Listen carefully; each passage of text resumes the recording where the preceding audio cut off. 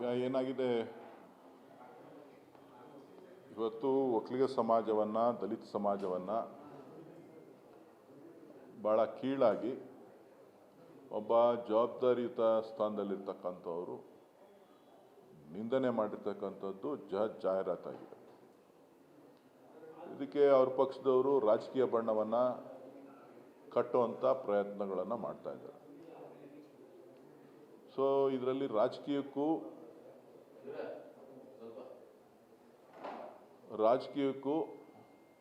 ಅಥವಾ ಅವರ ಹೇಳಿಕೆಗಳು, ಅವರು ಮಾತನಾಡಿರ್ತಕ್ಕಂಥ ಧಾಟಿಗೂ ಯಾವುದೇ ವಿಧವಾದಂಥ ಸಂಬಂಧ ಇಲ್ಲ. ಅವರು ಏಕಾಏಕಿ ಯಾರು ದೂರುದಾರರಿದ್ದಾರೆ, ದೂರುದಾರರನ್ನು ಭಾಳ ಕೆಟ್ಟ ರೀತಿಯಲ್ಲಿ ಸಂಬೋಧನೆ ಮಾಡ್ತಾ ಭಾಳ ಅಶ್ಲೀಲವಾದಂಥ ಪದಗಳನ್ನು ಸಮಾಜದ ಹೆಸರಿನಲ್ಲಿ ಒಂದು ಕಡೆ ಒಕ್ಕಲಿಗ ಸಮಾಜವನ್ನು, ಮತ್ತೊಂದು ಕಡೆ ದಲಿತ ಸಮಾಜವನ್ನು, ಮತ್ತೊಂದು ಕಡೆ ಹೆಣ್ಣು ಮಕ್ಕಳನ್ನು ಭಾಳ ಕೀಳಾಗಿ ನೋಡಿರ್ತಕ್ಕಂಥದ್ದು, ಅವಹೇಳನ ಮಾಡಿರ್ತಕ್ಕಂಥದ್ದು. ಅವಹೇಳನ ಅನ್ನೋಕ್ಕಿಂತ ಭಾಳ ಪದಗಳು ಬೇಕಾದಷ್ಟು ಕೆಟ್ಟದಾಗಿದೆ. ಸೊ ಹಾಗಾಗಿ ಇದು ರಾಜಕೀಯ ಪ್ರೇರಿತವಾದಂಥದ್ದಲ್ಲ. ಇದು ನಾವ್ಯಾರು ಅವ್ರನ್ನ ಮಾತಾಡಿ ಅಂತಲೂ ನಾವ್ಯಾರು ಹೇಳ್ದಂಥವ್ರಲ್ಲ. ಸೊ ಅವರ ಮನಸ್ಸಿನ ಭಾವನೆಗಳು, ಅವರ ಧೋರಣೆಗಳು. ಇವತ್ತು ಯಾರು BJPಯ ಶಾಸಕರು ಬೆಂಬಲದಿಂದನೇ ಅಥವಾ JDS ಶಾಸಕರ ನಾಯಕರ ಬೆಂಬಲದಿಂದನೇ ಈ ರೀತಿಯ ಕುಮ್ಮಕ್ನಿಂದ ಇವರು ಮಾತಾಡ್ತಾ ಇದ್ದಾರಾ ಅಂತಕ್ಕಂಥದ್ದು ಕೂಡ ಇವತ್ತು ನಮಗೆ ಅನುಮಾನ ಪ್ರಾರಂಭ ಆಗಿದೆ. ಇಲ್ಲ ಅಂತ ಅಂದರೆ ಆ ಕುಮ್ಮಕ್ಕು ಬರಲಿಕ್ಕೆ ಸಾಧ್ಯ ಇಲ್ಲ. ಈ ರೀತಿಯಾಗಿ ಅವಹೇಳನ ಮಾಡಿರ್ತಕ್ಕಂಥದ್ರ ಬಗ್ಗೆ, ಜೊತೆಗೆ ತದನಂತರದಲ್ಲಿ ಕೆಲವು ಮಹಿಳೆಯರು ಬೇರೆ ಬೇರೆ ಆರೋಪಗಳನ್ನು, ಇವತ್ತೇನು ಅತ್ಯಾಚಾರ ಆರೋಪ ಬಂದಿದೆ, ಮತ್ತು ಅದೇನೋ ಇದು ಏಡ್ಸ್ ಇಂಜೆಕ್ಷನ್ನು, ಬಯಾಲಜಿಕಲ್ ವಾರ್ ಏನು ನಾವು ಕೇಳ್ತಾ ಇದ್ವಿ, ಆ ರೀತಿ ಇದು ಇತಿಹಾಸದಲ್ಲೇ ಯಾರು ಕೇಳಿರೋದಂಥ ಒಂದು ವಿಚಾರ. ಇಂಥದ್ದನ್ನು ಇವತ್ತು ಮಾಡುವಂಥ ಪ್ರಯತ್ನ, ಇದನ್ನು ಒಬ್ಬರಿಂದ ಒಬ್ಬರಿಗೆ ಏಡ್ಸನ್ನು ಹರಡಿಸೋ ಅಂಥದ್ದು, HIV ಪೇಷಂಟ್ಸ್ಗಳನ್ನ ಇಟ್ಕೊಂಡು ಹರಡಿಸೋ ಅಂಥದ್ದು, ಬಹುಶಃ ಇದೊಂದು ದೊಡ್ಡ ಜಾಲ, ಇದೊಂದು ದೊಡ್ಡ ತಂತ್ರಗಾರಿಕೆ. ಇದರ ವಿರುದ್ಧ ಒಂದು ಸಮಗ್ರವಾದ ತನಿಖೆ ಆಗಬೇಕು, ಒಂದು ವಿಶೇಷ ತಂಡ ರಚನೆ ಆಗಬೇಕು. ಯಾಕಂತಂದರೆ ಇವರು ಯಾರ್ಯಾರನ್ನು ಯಾವ್ಯಾವ ಸಂದರ್ಭದಲ್ಲಿ ಬಳಸ್ಕೊಂಡಿದ್ದಾರೆ, ಯಾವ್ಯಾವ ರೀತಿ ಬಳಸ್ಕೊಂಡಿದ್ದಾರೆ ಅಂತಕ್ಕಂಥದ್ದು ಇವತ್ತು ಮೇಲ್ನೋಟಕ್ಕೆ ಕಾಣೋದಿಲ್ಲ. ಸೊ ಪ್ರತಿಯೊಬ್ಬ ವ್ಯಕ್ತಿ ಅವರಿಂದ ಯಾರ್ಯಾರಿಂದ ಇದು ಟ್ರಾನ್ಸ್ಮಿಷನ್ಗೆ ಅವಕಾಶ ಮಾಡಿಕೊಟ್ಟಿದ್ದಾರೆ, ಒಂದು ಬಳಕೆಯನ್ನು ಮಾಡಿಕೊಂಡಿದ್ದಾರೆ ಅಂತಕ್ಕಂಥದ್ದನ್ನು ಸುದೀರ್ಘವಾಗಿ ಮಾಡಬೇಕಾಗ್ತದೆ, ತನಿಖೆಗಳನ್ನು ಮಾಡಬೇಕಾಗ್ತದೆ. ಹಾಗಾಗಿ ಇವತ್ತು ಒಕ್ಕಲಿಗ ಸಮಾಜದವರು ಇರ್ಬೋದು, ದಲಿತ ಸಮಾಜದವರು ಇರ್ಬೋದು, ಎಲ್ಲ ವರ್ಗದವರು ಇರ್ಬೋದು, ಇದಕ್ಕೆ ಒಂದು ಟೀಮನ್ನು, ಸ್ಪೆಷಲ್ SIT ಅಥವಾ ಬೇರೆ ರೀತಿಯ ತನಿಖೆಯನ್ನು ಮಾಡಬೇಕು ಅಂಥೇಳಿ ನಿನ್ನೆ ಸಭೆ ಸೇರಿ ಒತ್ತಾಯವನ್ನು ಮಾಡ್ತಾ ಇದ್ದೇವೆ. ಬಹುಶಃ JDS ಅವರು, BJP ಅವರು ಸ್ಪಷ್ಟಪಡಿಸ್ಲಿ, ಅವರು ನಾವು ಮಾಡಿರೋದೇ ನಾವು ರಾಜಕೀಯವಾಗೇ ಮಾಡಿದ್ದೀವಿ ಅಂತ ಹೇಳ್ಬಿಟ್ಟು, ಆಮೇಲೆ ಅದಕ್ಕೇನು ಉತ್ತರ ಕೊಡಬೇಕೋ ನಾವು ಕೊಡ್ತೀವಿ.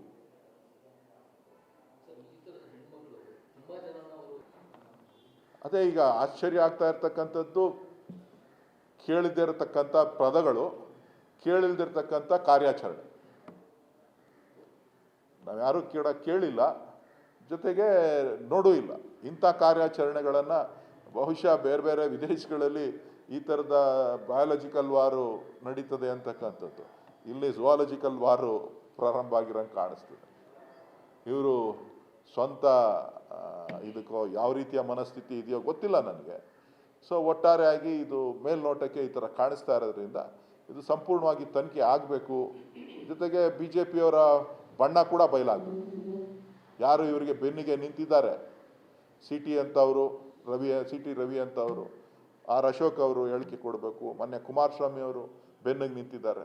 ಇವರೆಲ್ಲರೂ ನಿಂತಿರೋರೆಲ್ಲರೂ ಇದರ ಬಗ್ಗೆ ಏನು ಹೇಳ್ತಾರೆ ಅಂತಕ್ಕಂಥದ್ದು, ಇವರಿಂದ ನಿಂತ್ಕೊಂಡು ಅವರೇ ಬೆಂಬಲ ಕೊಡ್ತಾ ಇದ್ದಾರಾ ಈ ರೀತಿ ಮಾಡಿ ಕಾಂಗ್ರೆಸ್ ಅವ್ರ ಮೇಲೆ, ಅದನ್ನು ಕೂಡ ತನಿಖೆ ಮಾಡಬೇಕಾಗ್ತದೆ. ನೋಡಿ, ಸಮುದಾಯ ಈಗ ಸ್ವಲ್ಪ ಇದು ಒಕ್ಕಲಿಗ ಸಮುದಾಯವನ್ನು ಮತ್ತು ದಲಿತ ಸಮುದಾಯವನ್ನು ಭಾಳ ಕೆಟ್ಟದಾಗಿ ಮಾತನಾಡಿದ್ದಾರೆ. ಅದೆಲ್ಲದಕ್ಕಿಂತ ಹೆಚ್ಚಾಗಿ ಮಹಿಳೆಯರ ಮೇಲೆ ಮಾಡಿರ್ತಕ್ಕಂಥದ್ದು.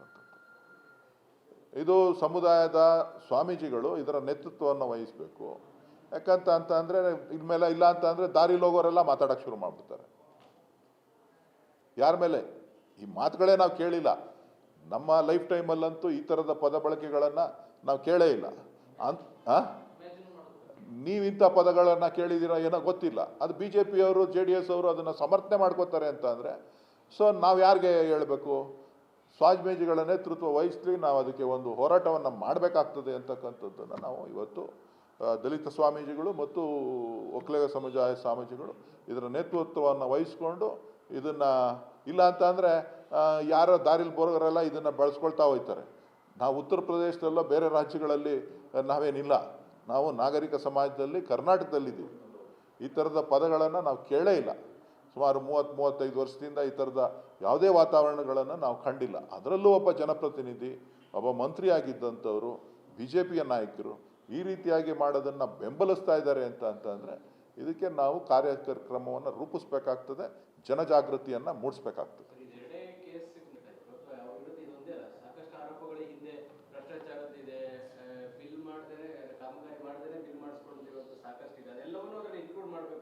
ನೀವು ಮಾಧ್ಯಮದವ್ರ ಹತ್ರ ನಿಮ್ಮ ಹತ್ರ ದಾಖಲೆಗಳಿದೆ ಏನೇನು ಮಾಡಿದ್ದಾರೆ ಅಂತ, ಸ್ವಲ್ಪ ಬೇರೆಯವ್ರದನ್ನ ಹೆಂಗೆ ರಿವೈವ್ ಮಾಡ್ತೀರಾ ಹಂಗೆ ಇದನ್ನು ರಿವೈವ್ ಮಾಡಿ. ನೀವು ಮಾಡೋದಿಲ್ವಲ್ಲ, ನೀವು ಮಾಡಬೇಕಲ್ವಾ? ನಿಮ್ಮದು ಕಳ್ಕಳಿ ಇದೆಯಲ್ವಾ?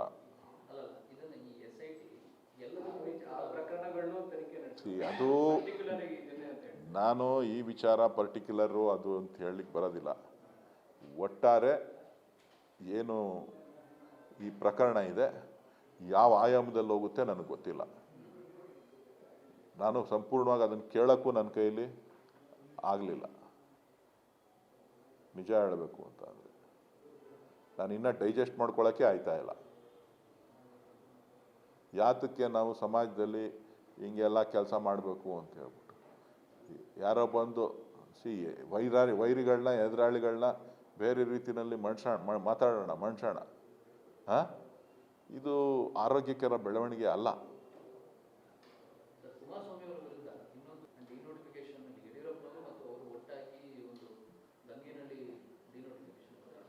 ಅದೇ ಅದನ್ನು ಕೂಡ ಒತ್ತಾಯ ಮಾಡ್ತಾ ಇದ್ದೀವಿ. ಯಾಕೆ ಅಂತ ಅಂದರೆ ಸತ್ತವರ ಹೆಸರಿನಲ್ಲಿ ಡಿನೋಟಿಫಿಕೇಶನ್ ಮಾಡಿದ್ದಾರೆ ಅಂಥೇಳಿ ಮಾನ್ಯ ಕುಮಾರಸ್ವಾಮಿಯವರು ಆಗಾಗಲೇ ಹೇಳ್ತಾ ಇರ್ತಾರೆ. ಕುಮಾರಸ್ವಾಮಿಯವರ ಅತ್ತೆ ತೊಗೊಂಡಿರುವಂಥ ಲ್ಯಾಂಡು, ಆ ಲ್ಯಾಂಡು ಕೂಡ ಸತ್ತವರ ಹೆಸರಿನಲ್ಲೇ ಡಿನೋಟಿಫಿಕೇಶನ್ ಆಗಿದೆ. ಅದಕ್ಕೆ ಅವರು ಸ್ಪಷ್ಟೀಕರಣ ಕೊಡಬೇಕು, ಬೇಜಾರು ಮಾಡ್ಕೋಬಾರ್ದು. ಹಾಂ, ಅವ್ರದ್ದಾದರೆ ಹಳಸ್ಲು, ಬೇರೆಯವ್ರದ್ದಾದರೆ ಫ್ರೆಶ್ಶಾ? ಅವ್ರ ಮನೆದಾದರೆ ಮಾತ್ರ ಹೊಸದು, ಹಳೆದು ಬೇರೆ. ಬೇರೆಯವ್ರದ್ದಾದರೆ ಮಾತ್ರ ಹೆಂಗೆ ಬೇಕಾದ್ರೂ ಎದೆ ಮೇಲೆ ಕೈ ಇಟ್ಕೊಂಡು ಮಾತಾಡ್ಬೋದಾ? ಸತ್ತವರ ಹೆಸರಿನಲ್ಲಿ ಡಿನೋಟಿಫಿಕೇಶನ್ ಬಗ್ಗೆ ಅನೇಕ ಬಾರಿ ಪ್ರಸ್ತಾವನೆಗಳನ್ನು, ಟೀಕೆಗಳನ್ನು ಮಾಡಿದ್ದಾರೆ. ಹೌದಾ ಇಲ್ವಾ? ಮಾಧ್ಯಮಗಳಲ್ಲಿ ಇದೆಯಾ ಇಲ್ವಾ ಕ್ಲಿಪ್ಪಿಂಗ್ಸು? ಈಗ ಅವ್ರ ಅತ್ತೆ ಹೆಸರಿನಲ್ಲಿ ಮಾಡಿರ್ತಕ್ಕಂಥ ಡಿನೋಟಿಫಿಕೇಶನ್ನು ಕೂಡ ಇವರು ಮುಖ್ಯಮಂತ್ರಿ ಆಗಿದ್ದಾಗಲೇ ಕಡತ ಮುಂದುವರೆದಿರ್ತಕ್ಕಂಥದ್ದು. ಡಿನೋಟಿಫಿಕೇಶನ್ ಆಗೋದಕ್ಕಿಂತ ಮುಂಚಿತವಾಗಿಯೇ ರಿಜಿಸ್ಟರ್ ಅಗ್ರಿಮೆಂಟನ್ನು ಮಾಡ್ಕೊಂಡಿರ್ತಕ್ಕಂಥ ದಾಖಲೆಗಳ ಈಗಾಗಲೇ ಬಿಡುಗಡೆ ಆಗಿದೆ. ಅದು ಅಧಿಕಾರ ದುರುಪಯೋಗ ಅಲ್ವಾ? ಏನಾರ ಮಾತಾಡೋಕೆ ಹೋದರೆ ಮುಗ್ದೋಗಿರೋ ಕತೆ, ನನಗೂ ಇದಕ್ಕೂ ಸಂಬಂಧ ಇಲ್ಲ. ಬೇರೆಯವ್ರಿಗಾದರೆ ಸಂಬಂಧ, ಇವ್ರಿಗಾದರೆ ಸಂಬಂಧ ಇಲ್ಲ. ಸೊ ದ್ವಂದ್ವ ನೀತಿಗಳು ಜನರನ್ನು ಯಾಮಾರಿಸ್ತಕ್ಕಂಥದ್ದು, ಜನರಿಗೆ ಸುಳ್ಳು ಹೇಳ್ತಕ್ಕಂಥದ್ದು ಸರಿನಾ ಅಂತಕ್ಕಂಥದ್ದು ಮಾಧ್ಯಮಗಳೇ ಪ್ರಶ್ನೆ ಮಾಡಬೇಕು.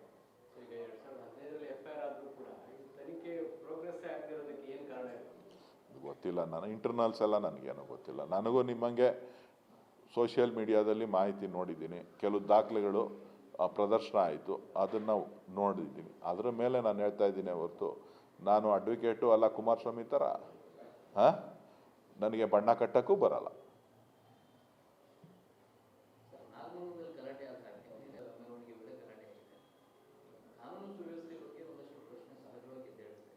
ಥರ ಏನಿಲ್ಲ, ಕಾನೂನು ಸುವ್ಯವಸ್ಥೆ ಸುಭದ್ರವಾಗಿದೆ. ಎಲ್ಲೋ ಒಂದು ಕಡೆ ಕೆಲವರು ಈ ರೀತಿಯ ಒಂದು ಸಂದರ್ಭಗಳನ್ನು ಬಳಸ್ಕೊಂಡು ಅಶಾಂತಿಯನ್ನು ಮೂಡಿಸ್ತಕ್ಕಂಥ ಪ್ರಯತ್ನಗಳು ನಡೀತಾ ಇದೆ. ಅದಕ್ಕೆ ಸರ್ಕಾರ ಸೂಕ್ತವಾದಂಥ ಕಾನೂನಿನ ಕ್ರಮವನ್ನು ತಗೋಬೇಕು.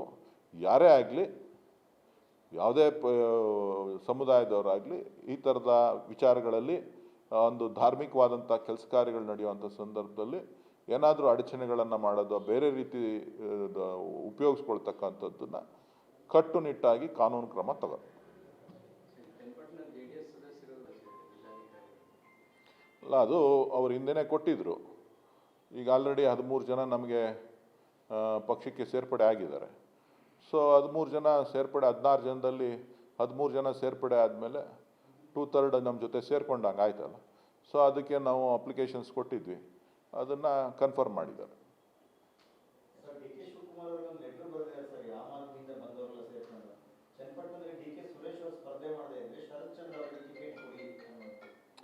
ಅವರವ್ರ ಅನಿಸಿಕೆಗಳನ್ನು ಹೇಳ್ತಾ ಇರ್ತಾರೆ.